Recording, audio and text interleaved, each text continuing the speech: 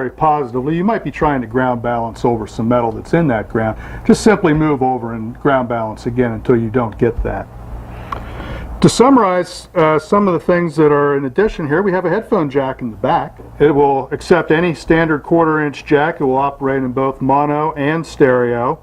We certainly advise that you use headphones with the MXT, don't we, Bob? Absolutely. The capability of having volume controls, especially if someone is sensitive to tone, you have the capability of lowering that volume a little. Also, your battery life is much longer with using headphones, and your depth of small targets, very faint targets, are easily heard with headphones, because normally you would be holding this about 3 feet from your ear, and that's not it's not comfortable, is it? Yeah, exactly. It's a long way. So therefore, you would miss the small targets, is what I'm trying to say. Another thing we might mention is on the gain control. It's actually a 5-speed gain control. You can think of it as shifting gears. When you turn the gain control on, you'll hear your threshold, and then you'll notice a series of clicks. There are actually 4 clicks.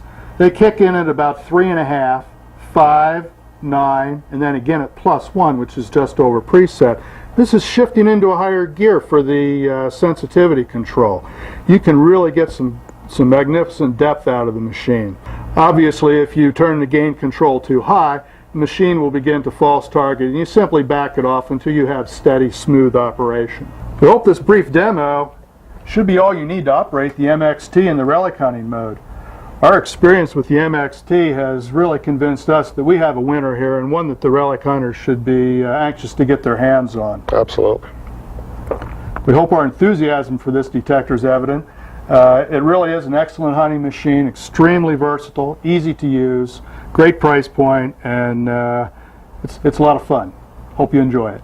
And now for prospecting, a man that needs little introduction, Jimmy Sierra.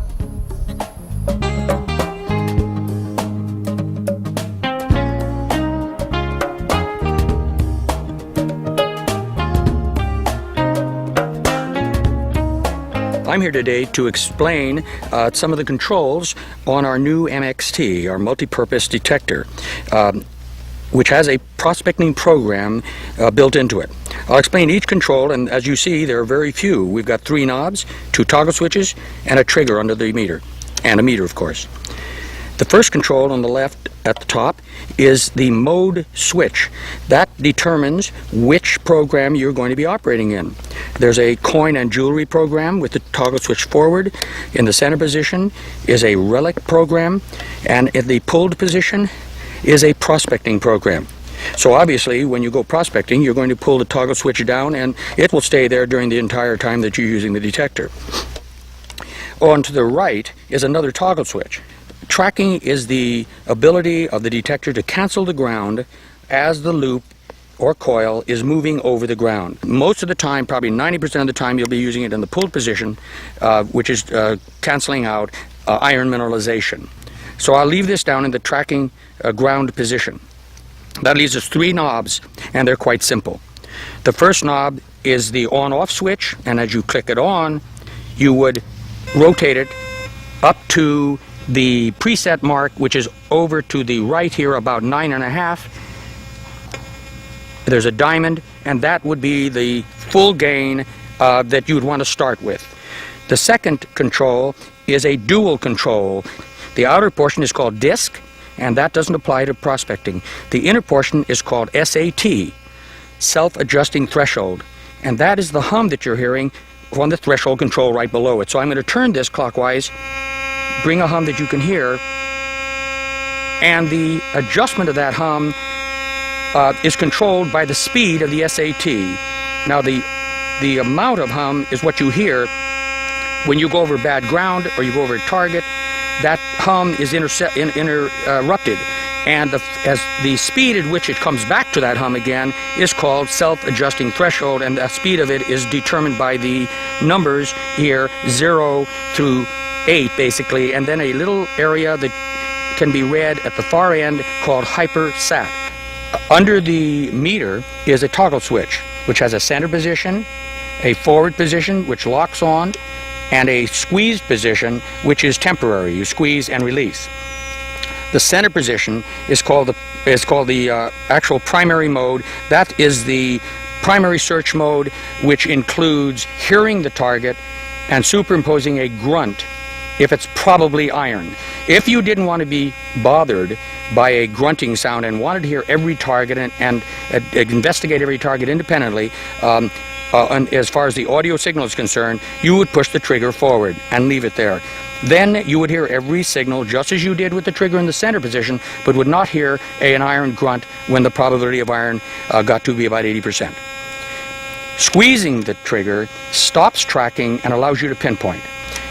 The meter is self-explanatory. I'll go into that in a second, but it's labeled at the bottom for prospecting. Of course, it's got identification for the other two modes of operation, coin and jewelry and relic. At the bottom, it merely says gold and silver and iron, and that is there just to let you know that you're going to find all metals basically in the prospecting mode, not just gold and silver and iron, everything in between, because it's an all-metal detector at that point. Now I'd like to explain what is happening with the display when you're operating the detector. First, of course, I'll turn it on with the on-off switch here, which is on the gain control, bring it up to preset. The first thing that it shows is battery check. It says 10, full battery check would be around 12. And of course, when the battery runs low, it's going to say low bat, and that'll appear on your screen as well. What is happening now is we have a ground on the right, GND, which is where the ground is balanced to. Then it'll have an iron target question mark. That's going to give you the percentage of probability of iron. On the upper left-hand corner is the letters VDI, and that's going to be on there on all three programs, prospecting, relic hunting, and coin and jewelry. And now I'm going to identify what's on the meter. In the neutral position, we haven't done anything yet. The VDI number is not there because there is no target. There is no target. The iron ID percentage is not there. There is no target. The ground says 50, and that's an arbitrary place to start. You may lower it to the ground and see a number jump up right away. That's because it's measuring the ground right off, but it wants to cancel the ground. So I'm going to have Steve take a ferrite sample which simulates black sand, which is the worst kind of black sand ground there is, and he's going to pump it a couple of times. Give it a couple of pumps, Steve. And it jumped right up to 85, and you don't hear a threshold. What happened now was that the motion of the loop just 2 times, and usually that's all it takes, on the ground, will run the ground balance number up to where the ground is, and the threshold of the ground will go away, and you'll hear just the threshold of the detector, so you won't hear any signal on the ground. At first you heard a boom, boom, and then silence. And only you hear now is the threshold. This is the neutral position. The ground will change. In this case, if you're looking at this now, it's 66 because we've let it sit and the ground is gone. I've had him pull away the ferrite sample. In real conditions, you would be moving this up and down and the ground would register exactly where it is. It'll stay at 70 or stay at 60, and as the ground changes, it'll move in small increments to accommodate it. That's called tracking, and that's what's happening. It's showing the tracking. Now I'm going to have Steve, I'm going to turn the tracking off for a moment. Now it's locked in at balanced ground, and Steve will wave a nugget in front of it. And it'll say on here, VDI plus 16, iron target. Let's do it again, a few times. Okay, keep it going. The VDI is a plus 16. Well, that's what you'd expect on a coin machine for something that was not iron. The ground, we ignore at this point. The iron target percentage is 10. That's 10% chance it's iron.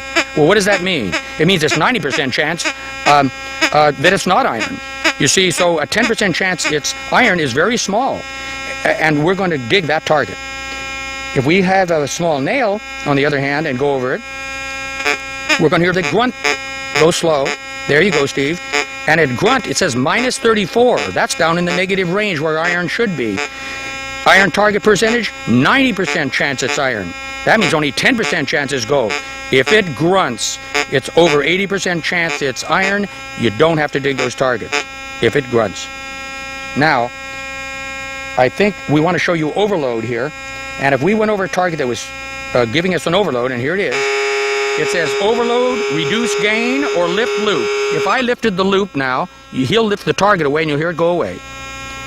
Steve, if you'll just, now lift it up, and everything works again. Put it back again, I could reduce the gain, and it would make it go away. So you have a choice of doing whatever you think necessary. First thing, of course, you would want to do is lift the loop. That gives you an idea. You either had too much ground